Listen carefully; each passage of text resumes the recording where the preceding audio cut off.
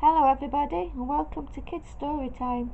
Today's story is called Curious George Goes to a Chocolate Factory. This is George. George was a good little monkey and always very curious. One day George went for a drive with his friend, the man with the yellow hat. "Look, George," the man said, "there's a shop in that chocolate factory up ahead. Let's stop for a treat." George loved chocolates. Inside the shop, boxes of chocolates were stacked everywhere, but the man with the yellow hat found his favourite straight away. "George," he said, "wait here while I buy these, and please stay out of trouble." George looked around the shop. He saw chocolate-covered cherries and fudge-flavoured lollipops. A chocolate bunny caught his eye. Then something else caught his eye. What were all those people looking at?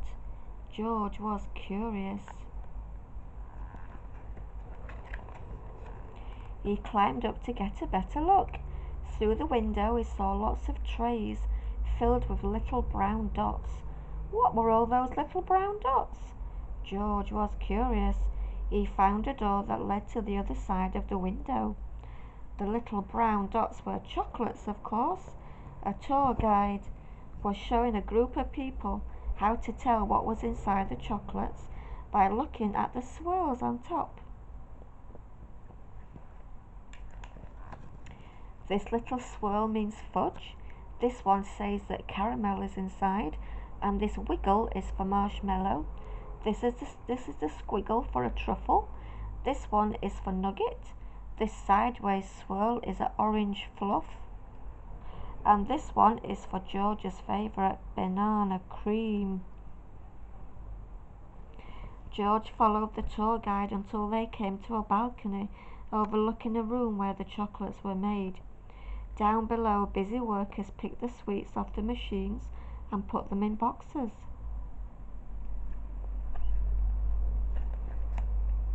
These were the machines that made the chocolates with the swirls on top. The chocolates came out of the machines on long belts. But how did they get their swirls? George was curious. He climbed down from the balcony and up onto a machine. George peeked inside. He was trying to see what was making the swirls when all of a sudden the chocolates began coming out faster and faster. They sped by him so quickly they seemed to be running on legs of their own. "Quick, bring more boxes!" yelled a man with a tall white hat.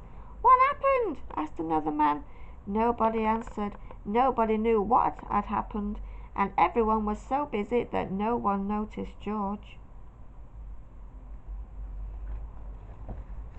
The workers began to fall behind and the sweets began to fall off the end of the belt.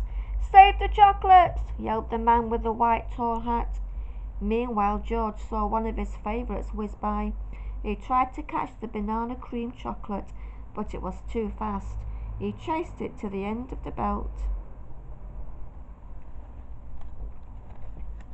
At the end of the belt, a pile of chocolates was growing taller and taller.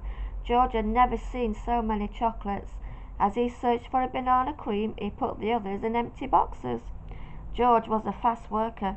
Someone noticed and yelled, "Bring that monkey more boxes. He's helping us catch up." Not all the chocolates made it into the boxes, but no more chocolates fell on the floor.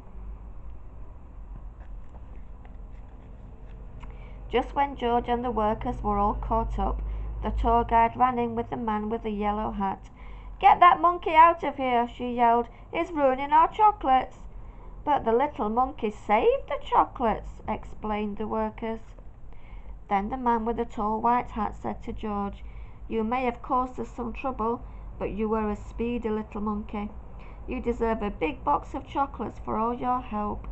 George was glad he was not in trouble, but he did not take the chocolates. Back in the car park, the workers waved goodbye to George and his friend, and they got into their little blue car. George, are you sure you don't want any chocolates before we leave? Asked the man with the yellow hat. George was sure. The end. Hope you enjoyed today's story. See you next time.